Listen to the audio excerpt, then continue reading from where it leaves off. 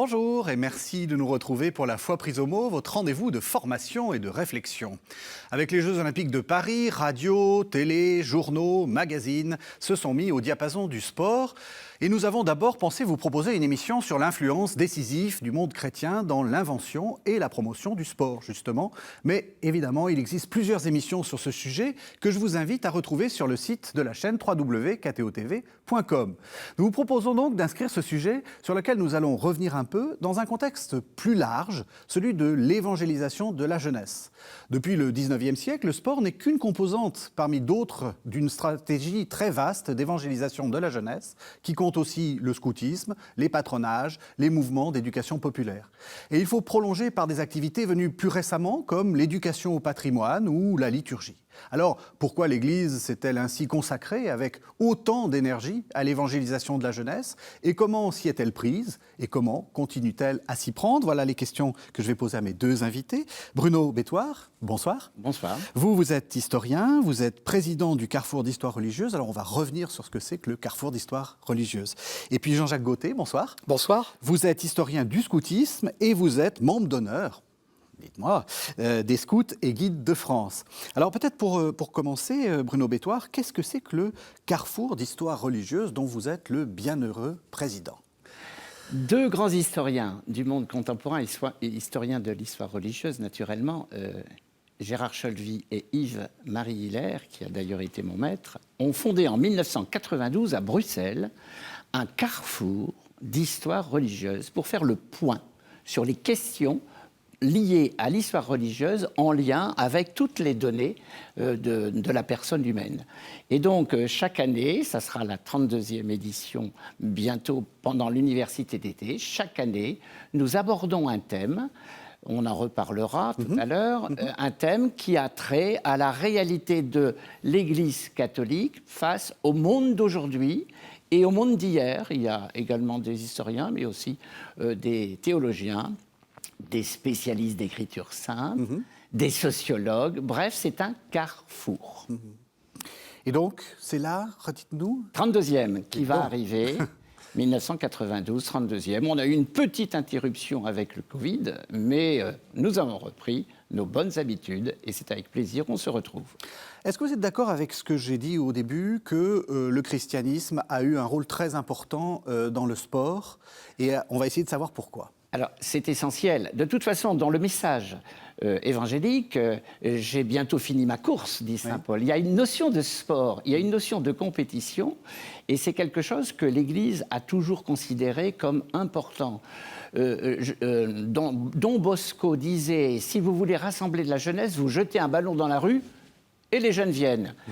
Le patronage est né au 19e siècle, et il est parti dans une réalité qui était une réalité relativement modeste, à peu près 150 patronages, mais à la fin du 19e siècle, au 20e siècle, on passe le millier, on est à 4000 patronages. Et dans ces patronages, l'une des activités essentielles, c'est le sport. Essentiel. Le patronage va devenir, au début du 20e siècle, le combat cléricaux-anticléricaux oblige, le sport va devenir un enjeu pour la jeunesse. Et donc, les patronages vont développer des sections sportives qui seront en rivalité quelquefois avec des clubs qui sont des clubs laïques. Mais le patronage, d'une manière générale, a été dans l'Église un élément essentiel pour le contact avec les jeunes. Dans les années... Alors, l'apogée numérique du patronage, c'est au début des années 1950, mais on a déjà un reflux durant l'entre-deux-guerres. Pourquoi? Eh bien, parce que les mouvements d'action catholique dits spécialisés vont cibler le critère de la jeunesse pour rassembler un certain nombre de jeunes.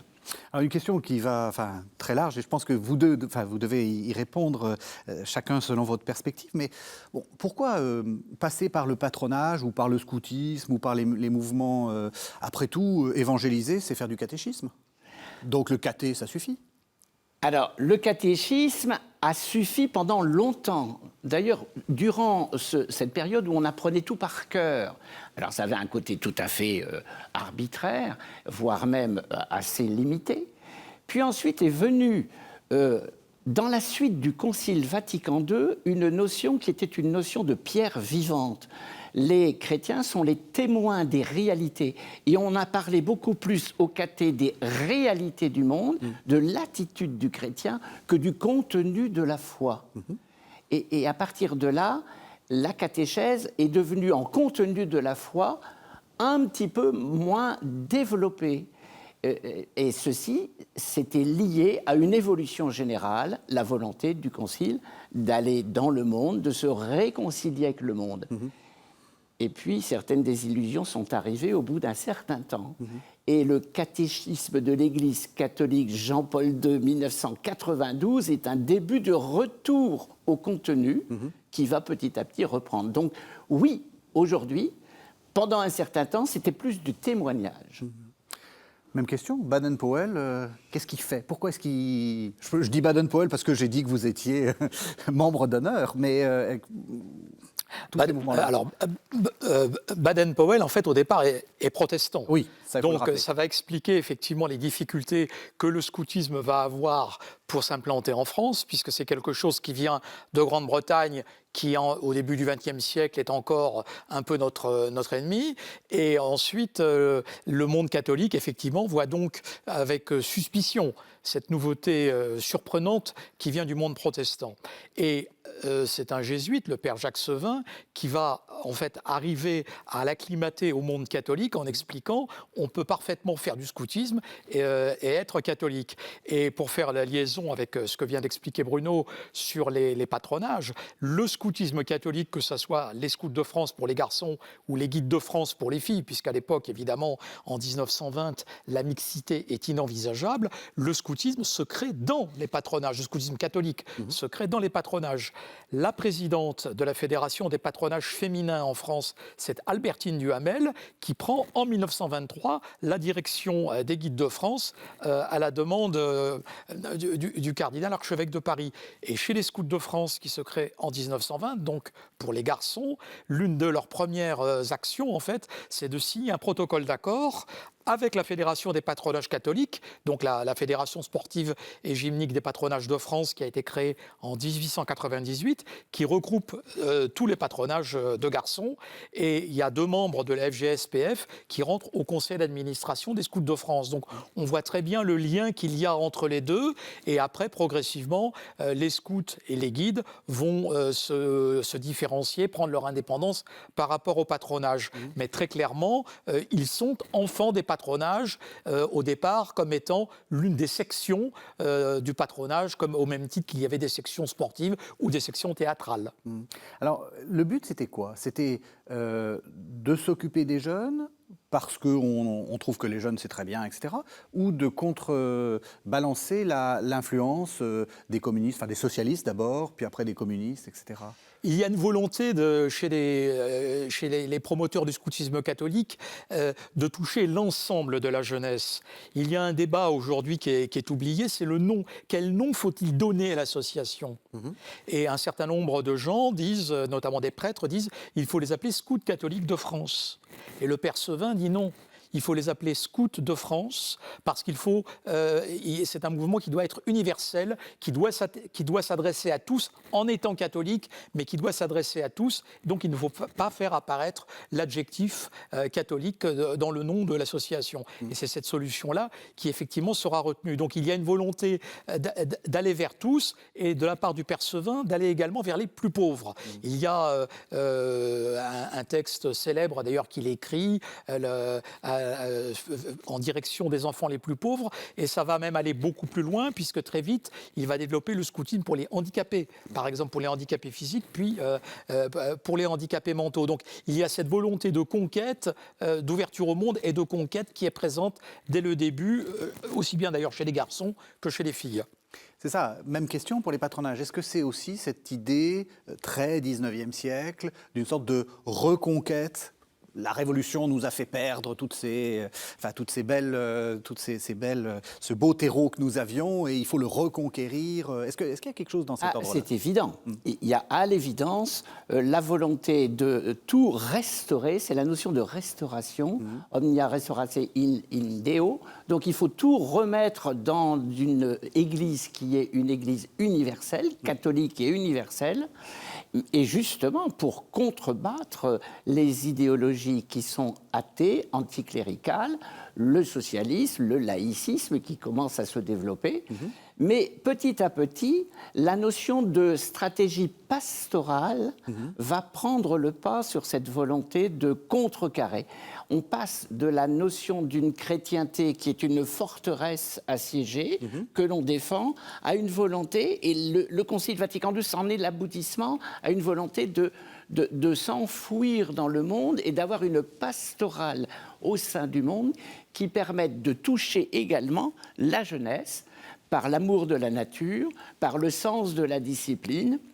C'est une partie de la jeunesse, mais c'est une jeunesse qui incontestablement s'y retrouve. Du coup, ça pose la question de peut-être la pédagogie, de prendre en compte cet âge particulier qu'est la jeunesse. Enfin, je veux dire, quand on regarde l'histoire de l'Église, on voit bien que pendant très longtemps, et même l'histoire de l'humanité, tout simplement, enfin, ou l'histoire de la civilisation occidentale, les jeunes, ça n'existe pas. Il y a juste des petits êtres en devenir, et puis on les traite comme des petits adultes. Là, on sent qu'il y a quelque chose de très important, c'est la pédagogie pour les jeunes. Alors Baden-Powell, justement, c'est vraiment là qu'il fait preuve de génie, va effectivement différencier un système de tranche d'âge, ce qui est quand même tout à fait nouveau. Donc, il va d'abord s'intéresser aux jeunes de 12 à 17 ans, donc ceux qu'il appelle les éclaireurs, les Boy Scouts.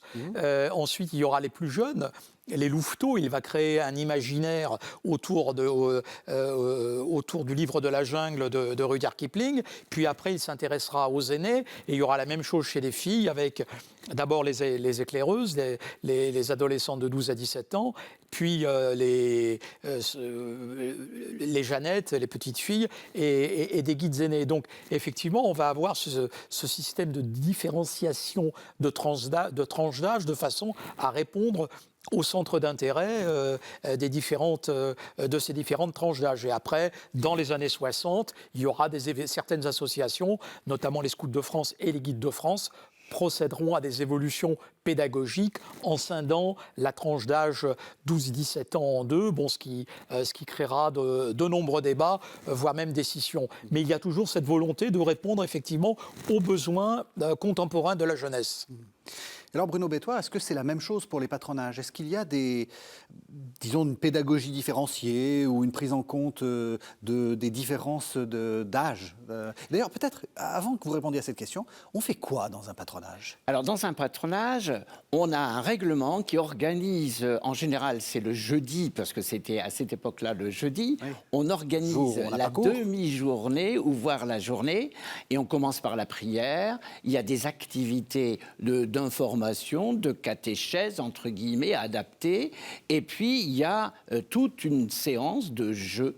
Alors, jeux collectifs, le sport y tient une place importante, mais c'est un rassemblement de populations diverses dans un quartier, et le patronage est en quelque sorte le point de référence où les parents aiment venir déposer leurs enfants et les récupérer ensuite. C'est vraiment un lieu où le prêtre est au centre, avec sa soutane, il joue au football avec les petits qui sont dans le patronage.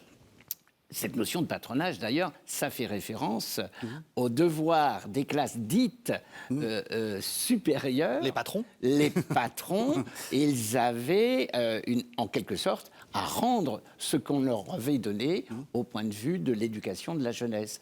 Il y avait vraiment un côté interclasse qui a disparu petit à petit, mais c'était vraiment une école d'éducation populaire. Et donc, on fait attention à la jeunesse, on développe une pédagogie particulière. Est-ce que c'est un lieu pédagogique important dans la France des années 20 ou 30 ? C'est un lieu qui fixe un certain nombre d'objectifs et qui va donner des fruits extrêmement féconds, parce qu'on juge l'arbre à ses fruits. Les patronages sont des lieux où se développe un esprit d'équipe, une fraternité, une solidarité, mais aussi le respect par la prière, le respect de la dimension verticale. Le patronage est un lieu extrêmement intéressant parce que populaire et en même temps très identitaire, avec le curé qui est au cœur, au centre de l'activité. Et en même temps, il y a une fraternité parce qu'on est tous... On appartient tous au patronage. Et on va soutenir l'équipe de football du patronage, de façon à ce que le patronage triomphe par sa voie sportive sur d'autres entités. Même question pour les scouts et guides de France. Il y a aussi un rôle, je pense à ces questions de sport, là, en soutien. Il y a un rôle sportif important. Alors, il y a une dimension sportive qui existe dans le scoutisme, surtout au début, mais le scoutisme, jusque dans les années 40, voire le début des années 50, est même parfois considéré en tant que tel comme un sport. Il y a des rubriques de scoutisme dans un certain nombre de journaux. En 1939, il y a 2 quotidiens français qui ont une rubrique hebdomadaire de scoutisme, c'est Le Figaro, qui n'est pas trop surprenant, mais l'autre quotidien qui a une rubrique hebdomadaire de scoutisme, c'est l'Humanité, donc qui explique l'action des scouts communistes, puisqu'un certain nombre d'éléments du Parti communiste ont créé une branche de scoutisme. Et pour rebondir sur ce que disait... Bruno, à propos des patronages, les patronages, évidemment, il y a le sport, mais il y a également d'autres activités, et également des activités très novatrices, comme le cinéma. Le cinéma va tenir un rôle très important. Le cinéma de patronage. Le cinéma de patronage va tenir un rôle vraiment très important. Et également le théâtre. Ça va permettre également à des jeunes de s'exprimer et de faire des choses qui sont entièrement nouvelles. Donc là, il y a tout un champ de nouveautés en fait, qui est exploré par l'action des patronages. Alors, quand tu évoquais, Jean-Jacques, la notion de le journal communiste, et puis le journal plutôt de droite, Le Figaro, ça me faisait un peu penser à Don Camillo et Pépone. Tout à fait. On est Absolument. dans une démarche qui est une démarche il s'agit de conquérir la jeunesse et d'utiliser les meilleures armes. Or, le loisir, l'esprit d'équipe, c'est quelque chose de très important. Et l'Église a toujours soutenu, par la voix de ses papes, Pie XI, le pape alpiniste, Pie XII, qui était considéré comme le pape des sportifs, Jean-Paul II, qu'on appelait l'Olec le gardien. Ils ont eu, et le pape François, qui est un fervent supporter de... un tifosi d'un club argentin. Ouais. Les papes ont bien compris cette dynamique, qui était une dynamique qui permettait d'avoir un visage attractif vis-à-vis de la jeunesse.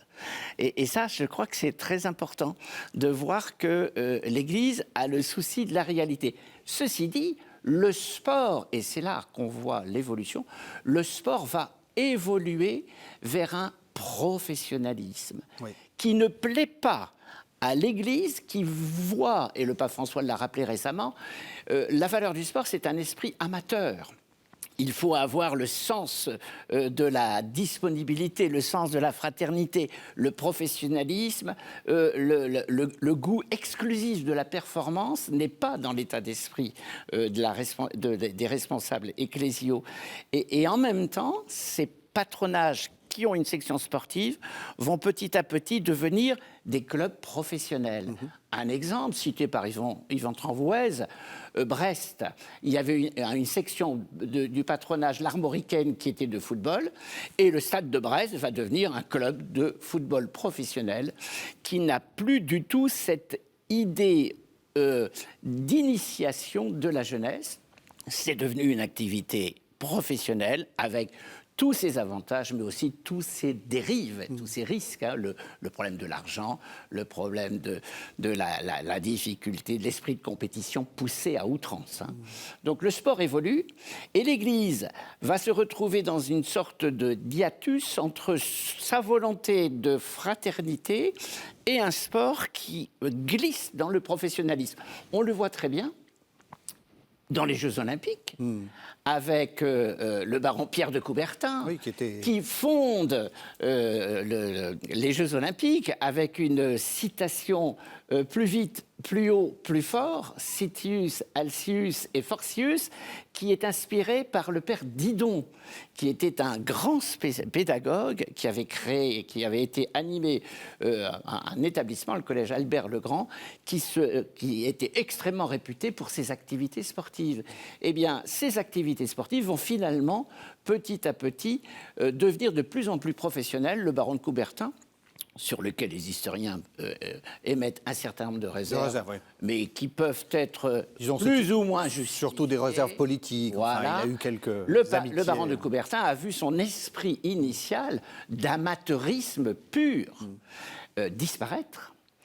De même que Jules Rimet, qui a été à l'origine de la fondation de la FIFA et donc de la Coupe du Monde, c'était quelqu'un qui avait fondé un club qui était un club d'esprit de patronage, le Red Star, et il a voulu créer une compétition, non seulement nationale, mais aussi, et c'est intéressant, une dimension internationale.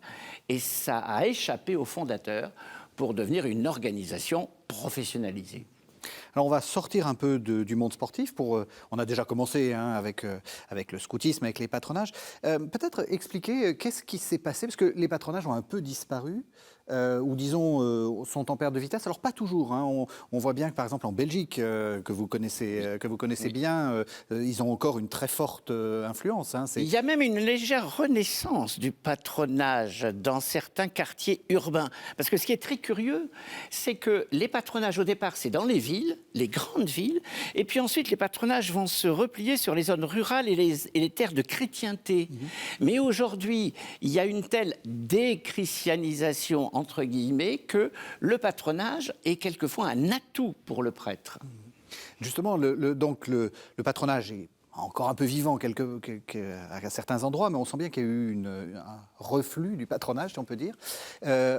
Au profit de quoi ? Qu'est-ce qui a, entre guillemets, tué le patronage ? Alors, il est certain que l'essor du scoutisme a en partie... vous avez eu sa peau au patronage. a en partie beaucoup gêné les patronages. Alors, il y a eu des tentatives de rénovation des patronages. La plus connue, c'est la création des Cœurs Vaillants, des âmes vaillantes, qui a vraiment beaucoup contribué à revivifier les patronages, en gros, des années 30 aux années 60. Mais il est certain que l'évolution de l'Église, notamment après le Concile de Vatican II, il y a toute une partie du clergé au nom de l'ouverture au monde qui a considéré que les activités de patronage, c'était bien gentil, mais c'était maintenant quelque chose de daté, et que les activités, le vicaire qui s'occupait du sport ou qui s'occupait du cinéma, maintenant il y avait des choses plus importantes à faire. Et effectivement, il est probable que on a fait disparaître probablement un peu hâtivement des formules qui permettaient effectivement à l'Église d'aller dans des milieux, dans des milieux populaires. Le scoutisme, effectivement, s'est beaucoup développé dans les années 60, avant lui-même de subir un reflux important dans les années 70-80, parce qu'il y a eu des contestations internes, parce qu'il y a eu également des scissions internes. Donc on voit bien que l'activité générale des mouvements de jeunesse dans l'Église, il y a ce phénomène de flux et de reflux qui avait été bien analysé par des historiens comme Yves-Marie Hilaire ou comme Gérard Cholvy. Et alors, pour rebondir également sur ce que disait tout à l'heure Bruno, il a prononcé le nom de Pierre de Coubertin, qui est évidemment très connu comme le réinventeur des Jeux Olympiques. Mais ce qui est beaucoup moins connu, c'est que Pierre de Coubertin est l'un de ceux qui a introduit le scoutisme en France en 1911. Les éclaireurs français, donc, qui sont la toute première association française de scoutisme qui a aujourd'hui disparu, qui a fusionné avec les éclaireurs de France. Les éclaireurs français sont créés par Pierre de Coubertin, qui considère le scoutisme comme une forme de sport, finalement, et qui milite pour l'introduction de cette nouveauté venue de Grande-Bretagne en 1911 en France. Donc on voit bien qu'il y a ce phénomène de flux et de reflux, il est présent à tous les niveaux. On peut parler de l'Action catholique de l'enfance, peut-être. Oui, c'est ça, justement. Qui, justement, était la solution de rénovation création d'une activité, on voulait lui redonner un visage qui était plus en adéquation avec l'esprit du temps. C'est la continuation des Cœurs Vaillants, donc Voilà. les Cœurs Vaillants donc, qui sont créés à partir de 1929, qui édite un journal qui est très connu parce que c'est lui qui en France va publier Tintin, Oui. les aventures de Tintin, le reporter Tintin. Et donc dans les années 60, la tentative de rénovation des Cœurs Vaillants, c'est la création de l'Action catholique de l'enfance. Bon, aujourd'hui, effectivement, l'Action catholique des enfants est un mouvement qui est plutôt en déclin. Les effectifs sont beaucoup plus faibles, par exemple, que ceux du scoutisme et sont marqués surtout par une décroissance régulière. Alors, ça peut effectivement interroger sur le modèle de l'Action catholique, tel qu'il a été au départ voulu dans les années 30. Il y a eu des mouvements très forts d'Action catholique. Oui, justement, qu'est-ce que c'est que l'Action catholique? On en parle assez souvent, mais c'est quoi le L'idée, principe? au départ, de l'Action catholique, donc, qui apparaît dans les années 30 sous le pontificat de Pie XI, c'est l'évangélisation du milieu par le milieu. Donc, on va évangéliser les lycéens par les lycéens, les ouvriers par les ouvriers, les milieux indépendants par les milieux indépendants et les enfants par les enfants. Donc, c'est un modèle qui, effectivement, a connu son heure de gloire, notamment l'exemple, ça a vraiment été la JOC, la jeunesse ouvrière chrétienne, et aujourd'hui, ce modèle, effectivement, semble être en crise, puisque la plupart des mouvements d'Action catholique ne publient plus leurs effectifs, et on sait que pour ceux qui le font, les effectifs sont plutôt nettement en décroissance. Alors, est-ce que ça veut dire que le modèle, que le modèle est en crise, qu'il ne fonctionne plus, ou est-ce que c'est simplement une phase de reflux après une phase de flux qui a été très importante? Oui, mais c'est important, c'est ce que vous disiez du scoutisme. Peut-être que beaucoup de nos téléspectateurs sont restés sur l'idée de la crise du scoutisme. C'est pas du tout le cas actuellement. Actuellement, ce n'est pas du tout le cas. Oui. L'ensemble des mouvements de scoutisme en France, puisqu'il y a des scouts catholiques, mais il y a également des scouts laïcs ou des scouts protestants, israélites ou musulmans, l'ensemble des mouvements de scoutisme en France se portent très bien. Il y a pratiquement 200 000 scouts en France, toutes nuances confondues, en sachant qu'il y a trois grandes associations. Donc, il y a les Scouts et Guides de France, qui sont un mouvement catholique ouvert à tous, qui regroupe 98 000 membres. Les Guides et Scouts d'Europe, qui regroupent 35 000 membres, qui sont un mouvement de scoutisme catholique plus identitaire. Et les Scouts unitaires de France, qui sont également un mouvement de scoutisme catholique plutôt identitaire, qui regroupe 35 000 membres. Et ce sont des mouvements qui sont en croissance réelle depuis une dizaine d'années. Alors, ça ne manque pas, effectivement, d'interroger, alors qu'il y a effectivement tout un discours qui est tenu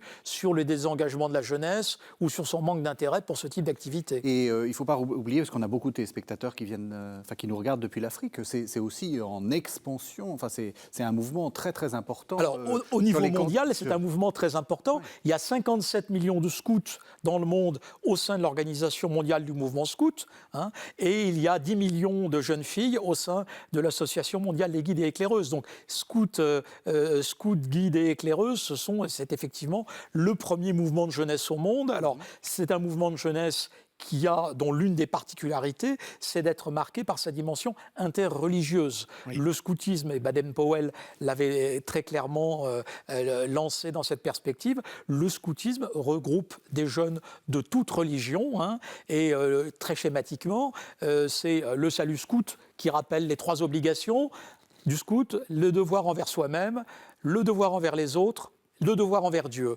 Donc, et la conférence mondiale du scoutisme de 2017 à Bakou a réinsisté sur l'importance du devoir envers Dieu dans le scoutisme, et c'est le point commun de l'ensemble des associations scouts et guides dans le monde entier.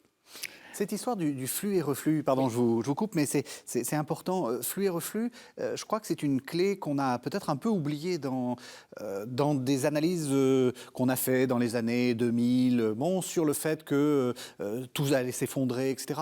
Pour l'historien, c'est c'est très important de se rendre compte qu'il y a des mouvements larges de flux et de reflux. Oui, alors cette analyse de flux et de reflux, chère, comme on l'a dit tout à l'heure, à Yves-Marie Hilaire et Gérard Cholvy, c'était d'ailleurs l'élément essentiel de ce qu'ils ont apporté dans la connaissance de l'évolution de l'histoire religieuse contemporaine de la Révolution à nos jours. Tout à fait.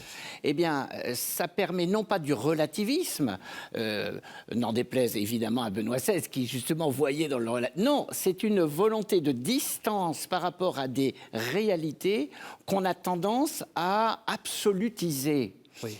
Et je crois que c'est très important, ce recul. Il nous permet, par exemple, je reviens sur les deux éléments qu'on vient d'évoquer, la JOC. La JOC a connu une crise qui est liée aussi à la succession de la JOC, c'est-à-dire la CFTC, la CFDT, ils se sont retrouvés en rivalité et la JOC a perdu en quelque sorte son unité de destination à travers ce mouvement. Pour nos téléspectateurs qui ne sont pas français, donc ce sont deux syndicats... la Confédération française des travailleurs chrétiens. Voilà, chrétiens, d'origine chrétienne. Et qui a décidé très majoritairement de devenir, dans l'esprit de cette réconciliation avec le monde, de devenir la Confédération française démocratique du travail. Oui. Et donc ces jeunes qui étaient issus de la jeunesse ouvrière chrétienne se retrouvaient dans un carrefour où il était difficile quelquefois de faire son choix. Et donc, est-ce qu'une partie finalement, c'est ce que vous disiez, est-ce qu'une partie de l'explication de ce reflux, parce qu'il y a un reflux dans l'action catholique, est liée justement à peut-être aussi à d'autres paramètres comme le reflux du syndicalisme, qu'on voit quand même assez fortement en France, le reflux peut-être de certaines tactiques des révolutionnaires professionnels, comme disait Lénine. Vous voyez, on met des gens qui sont du même, comme vous disiez, on évangélise les ouvriers par les ouvriers. Lénine disait il faut que les communistes soient au cœur des systèmes politiques, etc. Est-ce que c'est pas en fait un modèle qui est un peu qui est en reflux, mais qui n'est pas lié à l'Église en fait? Non, absolument. De manière positive, l'intérêt, le renouveau du scoutisme est très lié à la redécouverte de l'environnement, au goût pour la nature, au respect des réalités qui sont les réalités de la nature. Je pense que l'Église catholique, les mouvements d'action catholique ne sont pas complètement hors sol. Ils sont en situation d'être travaillés par les courants divers qui se manifestent. On a par exemple un retour aujourd'hui à des notions qui sont des notions plus verticales, alors que pendant des décennies, on a joué sur l'horizontal. Cette fameuse formule de Don Helder Camara qui dit que le christianisme doit comporter comme la croix un aspect vertical et un aspect horizontal. Et cet aspect horizontal, c'est par exemple le sens de la discipline, le sens de l'autorité, qui revient maintenant, alors que 68 a déclaré, je ne dis pas le Concile, 68 a déclaré qu'il était interdit d'interdire. Nous en revenons, ces notions d'autorité. L'Église retrouve une dimension verticale plus marquée qu'elle ne l'a eue pendant un certain nombre de décennies. C'est à la fois l'esprit du temps, mais c'est une logique qui existait dans l'Église dans les siècles précédents. Est-ce que c'est le cas aussi du scoutisme? Parce que, pardon, mais ça a fait... Il y a eu, il y a quelques années, une émission un petit peu... qui a fait un peu de bruit ici, à KTO, où on disait le scoutisme a un peu perdu ses références religieuses, etc. Est-ce que, justement, il y a, ce que vous dites de cette grande réunion de 2017, est-ce qu'il y a un retour vers plus... peut-être pas explicite, mais un retour vers le devoir à Dieu, etc. Est-ce que c'est pas cette adaptation finalement à l'esprit du temps que le scoutisme est en train de faire? Alors, pour ce qui concerne les Scouts et Guides de France, l'association peut se présenter finalement en 3 tiers. Il il y a un tiers des membres de l'association qui est issu de familles et de milieux qui sont directement liés à l'Église. Il y a un tiers qui est à peu près qui est issu de milieux qui ont été baptisés mais qui ont perdu le contact avec l'Église, et il y a un tiers qui est sans religion. Donc c'est toute la difficulté effectivement d'un mouvement qui est un mouvement catholique, clairement catholique, qui a un statut canonique notamment, mais qui veut être ouvert à tous. Donc effectivement, la dimension de conquête, il y a une dimension de conquête qui est toujours présente chez les scouts et guides de France, et donc on va s'adresser effectivement à des jeunes qui n'ont plus de référence religieuse. Alors il n'y a pas que ça évidemment chez les scouts et guides de France, mais c'est tout l'exercice, c'est toute la difficulté de l'exercice d'avoir des responsables, des cheftaines et des chefs qui effectivement doivent, qui eux-mêmes progressent avec difficulté dans les questions de foi, comme nous tous, et qui doivent en même temps aider des jeunes dans leur démarche. Et en même temps, on assiste à des phénomènes qui sont tout à fait intéressants. Aujourd'hui, face au manque de prêtres chez les scouts et guides de France, on assiste à la naissance de ce qu'on appelle les accompagnateurs Cléophas. Ce sont donc des laïcs, des hommes et des femmes qui accompagnent au plan religieux les jeunes, en plus de l'action des prêtres, puisque de toute façon, des prêtres, il y en aura de moins en moins.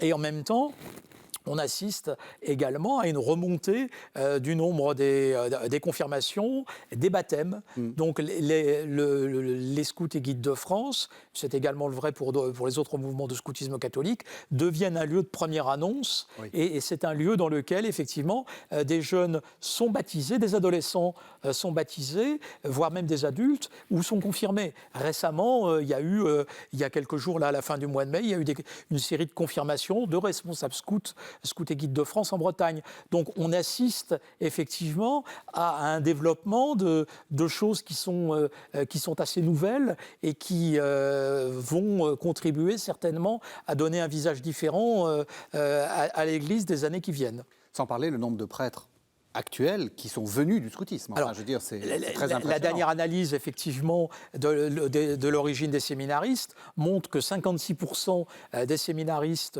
sont passés par le scoutisme. Alors, 59% d'entre eux sont passés par les servants d'hôtel, 56% par le scoutisme, dont à peu près 35% par les guides et scouts d'Europe, 11% par les scouts unitaires et 5% par les scouts et guides de France. Mais ça montre effectivement qu'ils ne s'adressent pas aux mêmes populations. Les populations visées par les guides et scouts d'Europe et par les scouts unitaires de France sont certainement des populations qui sont beaucoup plus proches de l'Église, alors que les populations touchées par les scouts et guides de France sont des populations qui sont beaucoup plus éloignées. Et là, on est vraiment, effectivement, dans des stratégies de conquête et dans des stratégies de redécouverte, en fait, de ce qu'est le message évangélique pour des populations qui s'en sont beaucoup éloignées. À travers ce que dit Jean-Jacques, on s'aperçoit que dans le scoutisme, comme dans l'Église, il y a plusieurs demeures. Oui, c'est très important, ça. Et cette notion de diversité d'approche, de sensibilité religieuse, de sensibilité ne serait-ce qu'humaine au sens large du terme, c'est quelque chose de très important qui permet justement de prendre ce recul nécessaire pour ne pas faire en sorte qu'une démarche qui est considérée comme pertinente doit le demeurer tout le temps. On s'aperçoit qu'à travers l'Église, il y a eu des éléments très variables. Là, le scoutisme est très important chez les prêtres d'aujourd'hui, qui sont certes en petit nombre, mais il fut un temps, à l'époque de la Révolution, où ils étaient en très très petit nombre. Donc, oui. La notion de flux et de reflux, on n'est pas condamné à voir les prêtres en France disparaître. Je pense que c'est quelque chose qui, quand on a le recul suffisant pour regarder l'histoire de France, on se dit qu'il y a peut-être des points de renaissance. Et j'en cite un, c'est les servants d'hôtel. Oui, très important. On n'aurait pas imaginé, absolument, dans les fin du XXe siècle, début du XXIe siècle, cette renaissance des servants d'hôtel, et d'ailleurs également des servantes, entre guillemets, d'hôtel, mais des servants d'hôtel, lieu de recrutement des prêtres. Ça fait penser à un retour en force de l'aspect sacré, Oui, absolument. de l'aspect vertical de la liturgie qui doit être belle et donner aux jeunes le sens du mystère. Est-ce que vous direz justement que la liturgie est un lieu d'évangélisation, vu de l'historien, pas vu du théologien mais que c'est un lieu de... Ça me paraît une évidence parce que combien de vocations sont nées dans les décennies précédentes pour avoir eu la proximité d'avec le sacrifice du Christ dans l'Eucharistie par les servants d'autel. Et cette notion avait assez largement disparu pendant plusieurs décennies parce qu'on trouvait que c'était trop sacralisé. Et aujourd'hui, on a un retour. Et ce retour porte du fruit. On juge là aussi l'arbre à ses fruits. Les servants d'autel, tout comme le scoutisme, sont des pourvoyeurs de futurs prêtres. Donc c'est quand même une indication sur l'esprit du temps, y compris au sein de l'Église. Le sens de la beauté qui permet d'aller au mystère et qui permet de trouver, de se rapprocher de cette manière de Dieu. Et alors du coup, si on part sur la beauté, qu'est-ce que vous pensez des petites jeunes filles et des petits jeunes gens très sympathiques qui vous font visiter un édifice en vous montrant pas simplement sa dimension, j'allais dire esthétique, mais aussi sa dimension religieuse? Ça, c'est quelque chose qu'on voit aussi de plus en plus. Alors ça, c'est quelque chose de fondamental, à mon avis, pour ne serait-ce que l'avenir de l'Église. L'Église possède un nombre, en France en tout cas, extrêmement important, mais dans toute l'Europe, d'églises, de lieux de culte. C'est 100 000 lieux de culte. Il y en a 40 000 qui sont utilisés. Certains pourront dire que ce n'est pas beaucoup, et 40 000, c'est quand même un chiffre tout à fait respectable. Certes, il y en a 2 ou 3 000 qui sont en danger, mais il y en a 12 ou 13 000 qui sont restaurés. Et c'est dans ces lieux-là qu'un certain nombre de jeunes, dans des associations qui sont nées fin des années 70, par exemple CASA, Communauté d'accueil des sites artistiques 1977, le père Ponsard, des jeunes font visiter des hauts lieux de l'Église catholique. Il y avait également, un petit peu plus ancien et plus international d'ailleurs, ARC, Accueil, Rencontre, Communauté, fondé par un prêtre dunkerquois, le père Hey. Encore le Nord. Hein. Encore le Nord. Tout se passe dans le Nord, en fait. Hein. Cette réalité, c'est la volonté de partager ensemble et de faire partager l'aspect historique du monument, l'aspect également spirituel, et une dimension qui est une dimension d'accès à la beauté. Et je pense que les jeunes, aujourd'hui, redécouvrent ce sens de la beauté. Il n'y a qu'à voir le goût, l'appétence des jeunes pour les pèlerinages, qui sont des lieux où on va vénérer un saint, mais où, à travers la démarche, on rencontre l'histoire du patrimoine. La notion de patrimoine, elle est dans l'histoire tout à fait récente. Avant, on le faisait. Maintenant, on essaie de le restaurer, de le respecter. Ça date des années 1970. Pour que ce goût, cette appétence pour le patrimoine se développe chez les jeunes, il faut un certain temps. Et je crois qu'aujourd'hui, on voit des jeunes qui pèlerinent. Le pèlerinage de chrétienté de Chartres a rassemblé 16 000 jeunes qui ont fait près de 100 kilomètres et on a dû arrêter les inscriptions à ce pèlerinage de chrétienté 1 mois avant le départ. Les mouvements du FRAT, 11 000 jeunes se retrouvent. Alors le FRAT qui est un mouvement de l'Île-de-France qui rassemble. Alors chacun dans son style. Oui, c'est bien parce que vous prenez un exemple plutôt, on va dire, identitaire, un autre beaucoup moins identitaire. Et l'autre... Et pour vous, c'est le même mouvement. Mais il y a plusieurs demeures dans l'Église et il faut les respecter les uns et les autres. Et c'est l'avenir qui dira quels sont ceux qui portent du fruit? On juge l'arbre à ses fruits. Vous parlez comme le Christ, c'est rassurant. Ne coupons pas les racines. Ne coupons pas les racines. Je vous ai vu opiner du chef quand on parlait de pèlerinage. Vous pensez aussi que c'est un lieu d'évangélisation? Alors le pèlerinage est un lieu tout à fait important. Oui. Et effectivement, c'est quelque chose qui a été redécouvert. Alors il y a une tradition, dans le scoutisme catholique, il y a une tradition de pèlerinage. Il y a eu les grands pèlerinages, par exemple, notamment le pèlerinage de 1942 au Puy. Mais de manière plus contemporaine, effectivement, les jeunes générations ont redécouvert le pèlerinage. Alors, avec la dimension, d'abord la dimension esthétique, mais également la dimension de dépassement physique, oui. Et puis la dimension également de découvrir les hauts lieux, que ce soit le Mont Saint-Michel ou le Mont Saint-Odile. Mm-hmm. Donc c'est quelque chose également qu'on va retrouver de manière très forte dans le scoutisme, alors qu'effectivement on aurait pu penser là aussi que c'était un type de pratique aujourd'hui quelque peu dépassé. Il est quand même également très surprenant de voir le succès de le pèlerinage de Saint-Jacques de Compostelle. Jean-Paul II. Voilà. Jean-Paul II qui relance dans les années 90 ce pèlerinage associé au JMJ. Alors, ça avait même démarré avant. Enfin, oui, tout à fait. Mais le succès, effectivement, de voir que des gens prennent sur leurs vacances pour aller faire toutes les semaines, tous les mois, chaque année, pendant une semaine, un morceau du pèlerinage de Compostelle, c'est effectivement quelque chose qui marque quand même,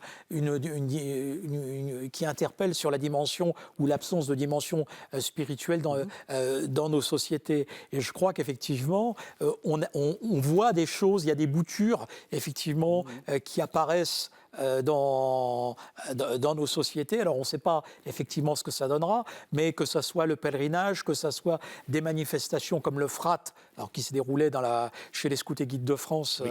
En région parisienne, à Jambeville, que ce soit également l'action d'un certain nombre de chrétiens, de catholiques sur les réseaux sociaux. Alors, allons-y.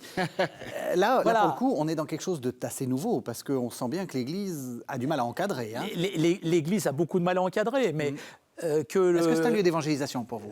Je crois moi, je suis convaincu que c'est une forme d'évangélisation. Oui. C'est une forme qui est entièrement nouvelle, que l'Église, effectivement, ne voit pas très bien encore comment encadrer ou comment faire avec. Mais là, bon, c'est tenu là, il y a quelques jours au Collège des Bernardins, justement, oui, une nuit des influenceurs. Les influenceurs, le terme est très novateur dans l'Église. C'est pas le pape Pie XII qui aurait parlé d'influenceurs, c'est clair. Pour essayer effectivement de voir ce qui peut être fait, mais que le Père Mathieu ait eu 1 200 000 personnes qui le suivent sur TikTok, c'est quand même extraordinaire. Et il faut voir également sur le chat qui va avec, les questions qui sont posées, les remarques, les réflexions qui sont faites. Et il y a d'autres catholiques qui sont présents. Alors, c'est effectivement pas en stricte orthodoxie, en stricte théologie. Il y a certainement beaucoup de choses à dire. Mais en même temps, il y a une présence au monde qui reprend effectivement des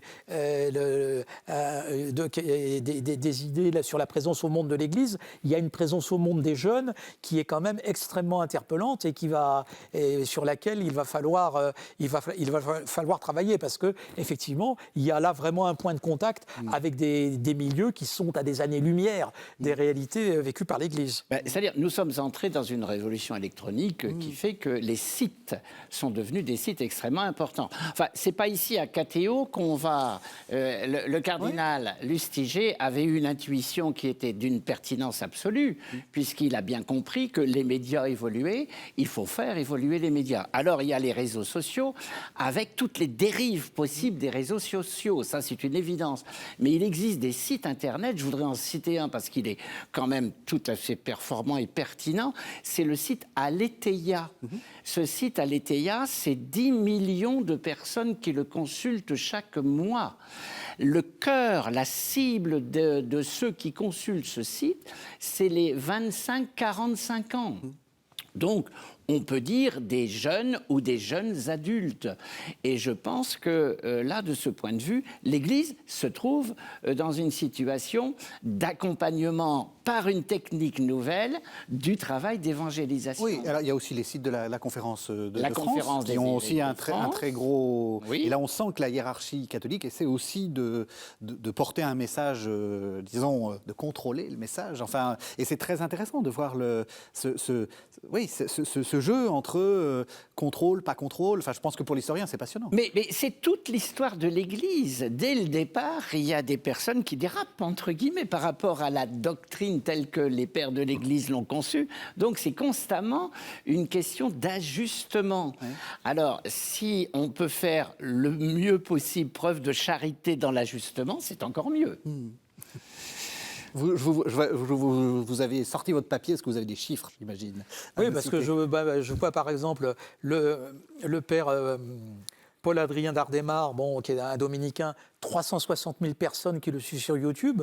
Bon, la sœur Albertine de la communauté du Chemin Neuf, 215 000 personnes sur Instagram.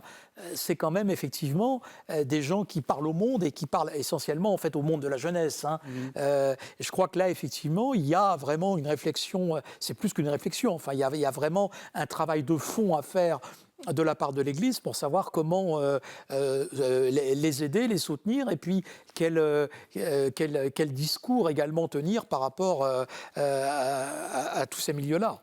Ce qui est intéressant, c'est que dans ces influenceurs, puisque le terme a été mis sur la table, il y a beaucoup de dames, de jeunes épouses, des mères de famille, qui n'ont pas peur d'afficher leur foi chrétienne, et tout en ayant un discours qui est un discours des réalités, avec les difficultés qu'une mère de famille ou une femme qui travaille, comment à la fois concilier sa vie professionnelle, mais aussi sa vie de prière.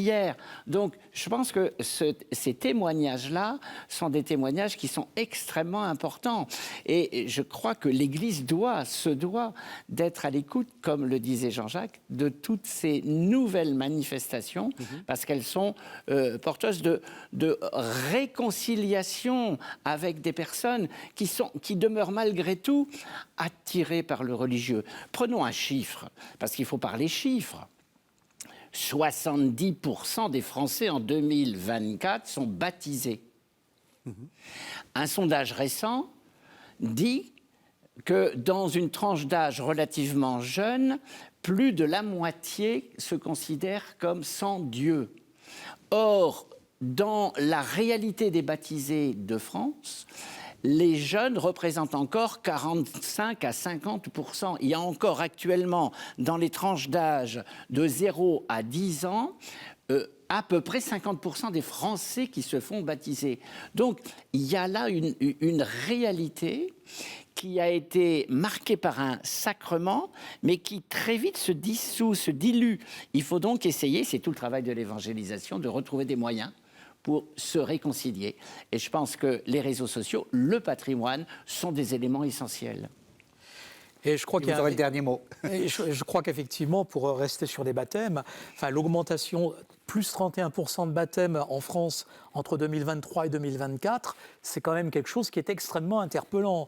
Il y a eu 7100 baptêmes en 2024, c'est essentiellement des baptêmes d'adultes. Oui. Et ce phénomène, effectivement, de voir... Alors ça, c'est autre chose, Jean-Jacques, c'est tout à fait intéressant. Ce phénomène est effectivement tout à fait intéressant et peut-être prometteur. Eh bien, ça sera le mot de la fin.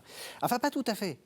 Dites-nous le carrefour d'histoire religieuse. Alors justement, ces questions religieuses... Alors, c'est où et c'est sur quoi? Alors, ces questions religieuses sont traitées dans ce carrefour d'histoire religieuse. Au mois de juillet, nous avons une université d'été qui rassemble de jeunes chercheurs, des clercs, des laïcs, des personnes intéressées par le fait religieux. Vous êtes toutes les personnes qui trouvent que l'actualité religieuse et le fait religieux méritent d'être un élément, un marqueur de notre monde contemporain.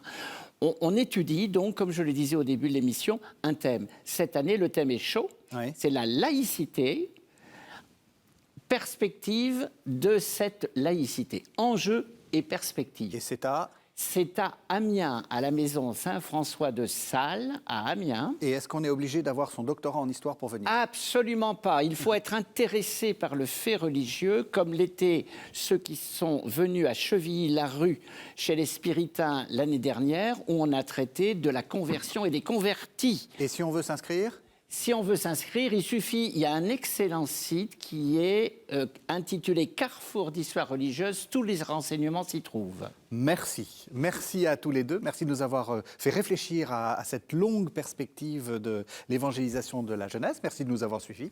Vous savez que vous pouvez retrouver cette émission sur le site internet de KTO, www.ktotv.com. On se retrouve la semaine prochaine.